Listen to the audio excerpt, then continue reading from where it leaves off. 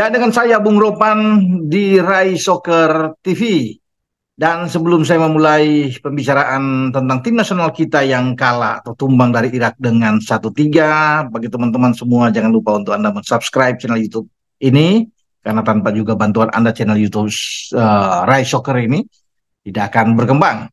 Oke, mungkin teman-teman semua sudah menyaksikan laga antara tim asuhan Sintayong menghadapi tim asuhan Jesus Casas. Ini pelatih dari Irak. Dan saya pikir kalau bisa membandingkan dengan penampilan kita di Basra saat kita kalah di pra Piala Dunia di grup F zona Asia itu dengan 5-1, ini jauh lebih bagus. Ya, memang temanya judulnya sama, kalah. Di Basra kita kalah dan juga di Al Rayyan di Ahmed bin Ali Stadion ini kita kalah juga, tapi dari segi permainan, dari segi penampilan kita ini jauh lebih bagus dengan pertandingan ketika melawan Irak di awal itu. Tetapi juga harus kita lihat bahwa memang untuk ukuran level Asia saat ini bagi tim kita itu belum, masih berproses untuk ke sana. Jadi tidak boleh juga langsung bilang bahwa kita sudah bicara, walaupun ada banyak pemain-pemain yang sudah dinaturalisasi, tapi kita belum sampai ke level Irak. Irak sudah mapan sebagai negara dengan mantan ex juara dunia mereka, karena mereka 2007 ketika kita menjadi tuan rumah bersama Malaysia saat itu mereka juara juara Asia. Jadi nggak main-main kalau bisa dikatakan dengan Irak ini.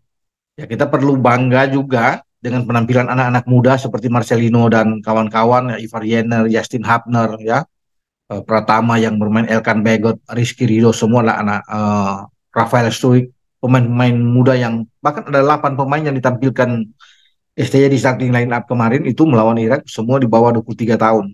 Prospek ke depan masih terbuka. Jadi kita tidak boleh apa istilahnya, patah semangat lah.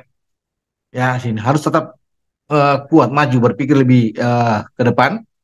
Proses kita mungkin 2-3 tahun ke depan kita akan jauh lebih baik, apalagi dengan kedatangan Nathan Cho, Ragnar Olatmangun, Tom Haye, Jai Itses datang, ya, ada penjaga gawang juga Martin Paes, ya, bisa masuk ke dalam tim dalam waktu dekat, nanti dalam 2-3 bulan ke depan kita akan tambah lebih kuat. Nah, di sana baru ada merancang, saya pikir, bagaimana kita bisa bersaing di Asia. Untuk saat ini memang kita perlu hanya tampil setelah 17 tahun kita tidak ikut, dan sekarang pertama kali, ya pasti kita baru berproses di sini, ya. Memang target STY ke 16 besar, tapi setelah kalah kemarin lawan Irak, saya pikir itu target sulit untuk bisa dapatkan. Tidak mudah juga pertandingan kedua melawan Vietnam. Vietnam tampil bagus melawan Jepang, dan ini pertarungan keras sengit, kita akan menghadapi Vietnam tanggal 19 nanti. Dan pertandingan terakhir lawan Jepang, ini akan lebih sulit juga karena level Jepang justru ada di atas, lebih tinggi dari Irak. Jadi kita memang harus realistis di sini. Kecuali kita bisa mengalahkan Vietnam, dan kita berharap tampil habis-habisan dan mungkin saja bisa draw, walaupun itu banyak yang mengatakan memang sulit. Ya, dengan Jepang, ini tim yang sangat sangat kuat, belum terkalahkan sejauh ini, tim asuhan Hajime Moriyasu yang juga difavoritkan menjadi juara di Asia. Oke, kita lihat penampilan kemarin. Kalau lihat dari semua aspek kita kalah. Ball position kita kalah. Kita hanya dapat 1 on target lewat gol Marcelino, gol balasan Marcelino. Sementara lawan ada 5 on target dengan 3 gol yang hadir, ya, yang mereka buat dengan Muhammad Ali, ya, Osama Razid yang juga mencetak gol, ada Aiman Hussein yang masuk di babak kedua juga menciptakan gol.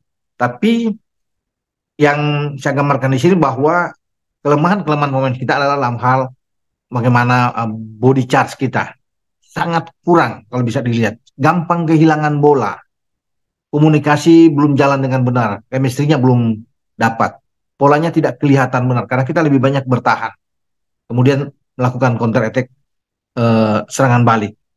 Ya, tapi kalau bisa melihat, ya, sekali lagi dengan apa yang kita tampilkan di Basra dengan di Al Rayyan ini bagus menurut saya, ya. Ingat bagaimana STY ini harus bisa mental pemain-pemain kita, ya. Kemudian cara kita bermain dengan baik ini yang harus diatur oleh STY, dievaluasi lagi oleh STY sebelum kita menghadapi Vietnam dan Jepang. Karena sepak bola ini tidak hanya membutuhkan semangat juang.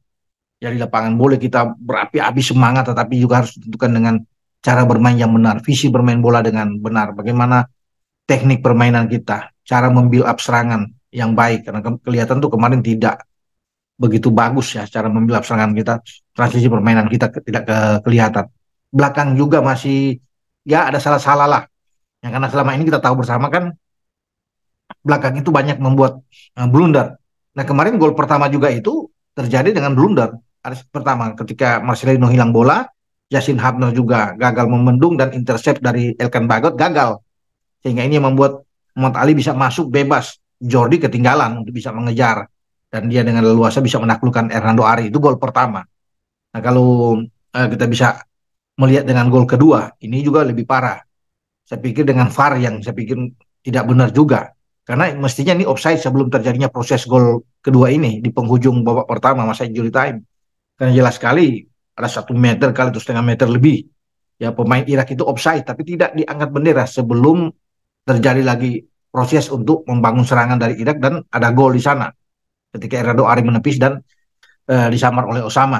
Jadi sebenarnya ini offside jelas sekali kalau bisa melihat ini offside. Tapi ya boleh buat karena tidak dilihat ya tidak dibatalkan oleh VAR dan wasit juga tidak meminta untuk mengecek langsung ya di TV untuk bisa lihat proses offside ini. Nah, ini menjadi pembelajaran penting juga dan VAR harus lebih teliti dalam hal ini. Gol ketiga itu kesalahan juga ya bagaimana duel yang gagal yang dibuat oleh Rido untuk bisa membendung karena memang badan pemain kekar tinggi dan ini yang menjadi salah satu kelemahan kita kan dalam body charge kita selain banyak kehilangan bola dan akhirnya Aiman bisa mencetak gol untuk Irak. Ya kita melupakan saja Irak, jangan terlalu bersedih. Kita menatap Vietnam aja sekarang. Karena ini yang paling juga diharapkan oleh banyak penggemar sepak bola, kita harus bisa menang melawan Vietnam. Karena ini menjadi sebuah harga diri buat kita. Atau harga mati lah buat kita untuk bisa menang. Duel antara tim sesama Asia Tenggara yang jadi musuh bebuyutan. Dan kita harus bisa memukul tim asuhan Trusia ini. Semoga ya kita bisa mendapatkan itu bagi Jody Ahmad dan kawan-kawan. Selamat Anda ya walaupun kalah saya tetap mengucapkan selamat buat anak karena sudah berjuang ya sudah berjuang keras dalam pertandingan kemarin. Semoga ke depan lebih baik lagi untuk timnas. Oke, bola itu bulat, jangan lupa giring terus.